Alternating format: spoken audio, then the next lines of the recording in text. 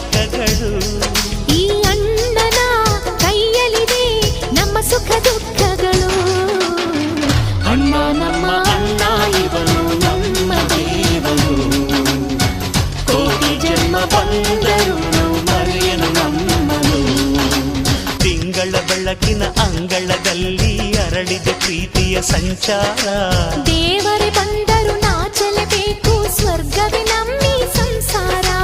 ನಮ್ಮೊಳಗೆ ನಮ್ಮೆದೆಯೊಳಗೆ ನಮ್ಮೊಳಗೆ ನಮ್ಮೆದೆಯೊಳಗೆ ಆ ಸಾವಿರ ಕನಸು ಇದೆ.